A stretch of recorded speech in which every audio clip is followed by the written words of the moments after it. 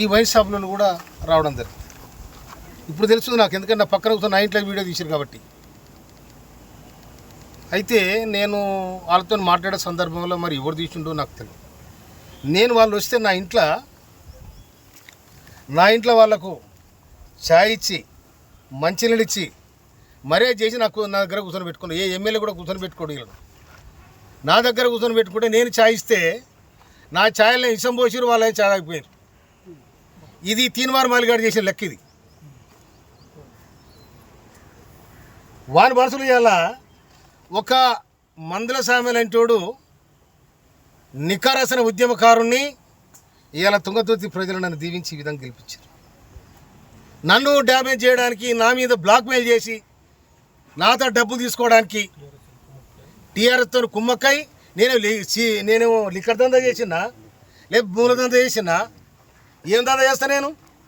నా దందంతా ప్రజలతోనే, నా జీవితం ప్రజలతోనే బతికినాను నేను. అందుకోసమని నాతో డబ్బులు లేని నాడు జనము మొన్న ఎన్నికలలో నాకు సందాలు ఇచ్చి గెలిపించుకున్న ప్రజలు. అటువంటి చిల్లర దందాలు నేను చేయను.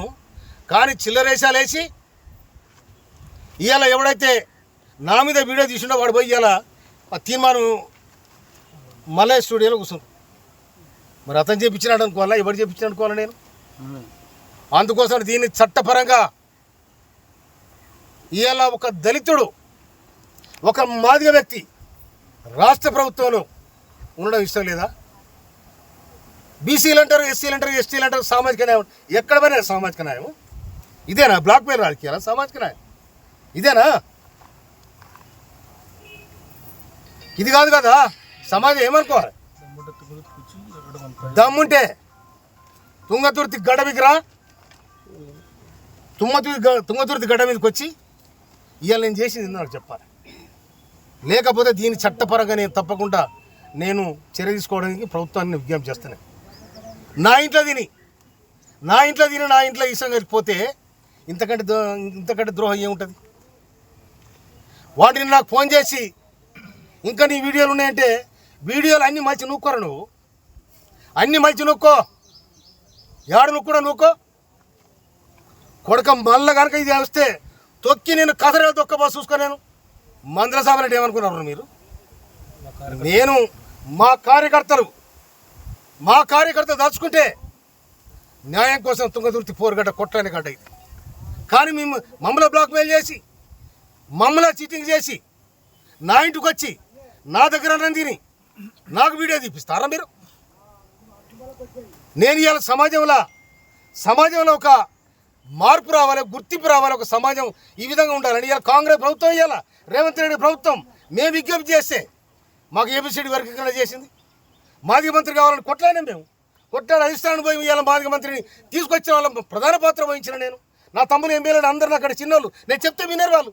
అరే తమ్ముడు, మనము చెదిరిపోతే ఆగమైతే ఎవరా వద్దురా, రాష్ట్ర ప్రభుత్వానికి మనం విజ్ఞప్తి చేస్తే మనకు మంత్రి పదవి వస్తుంది, సామాజికంగా మాదిగలకు కూడా అవకాశం ఉంటుందని చెప్పి నా ప్రయత్నం చేసిన. ఈ ప్రయత్నం కూడా మీరు ఓర్వలేకపోతారు. మీరు ఓర్వలేకపోయినా ఓరుతున్నారు, అది నీ కర్మ. కానీ ఇవాళ సమాజంలో చెప్పే మాటలు ఒకటి, చేసేది ఒకటి, చీటింగ్ దందాలు, మాఫియా గ్యాంగులు ఏమంటారంటారు, నా దగ్గర చూపెడతారా? అందుకోసమనే ఇవాళ నేను నా మీద అయితే ఎవరైతే అకారణంగా నా ఇంటికి వచ్చి నా ఇంట్లో అన్నం తిని నా అన్నంలో ఇష్టం కలిపోయిన ఎవడెక్కడో వారి మీద తప్పకుండా చర్య తీసుకోమని రాష్ట్ర ప్రభుత్వానికి, పోలీసు యంత్రాంగాన్ని కూడా చెప్తున్నాను నేను. నిజంగానే నాకు ఎవరు డబ్బులు ఇచ్చాడు చెప్పాను. వాళ్ళు వస్తే తప్పకుండా అన్ని వ్యవహారాలు మాట్లాడతాం. ఒక మనిషి ఇంటికి వచ్చినప్పుడు వచ్చి కూర్చున్నా కూడా ఏం జరుగుతుంది, తుంగతుర్తి ఏం జరుగుతుంది, రాష్ట్రం ఏం జరుగుతుందని మాట్లాడతాం. సార్ అంటే ఆ వీడియో వ్యవహారం అంటే ఉద్దేశపూర్వకంగానే జరిగిందంటారా లేదంటే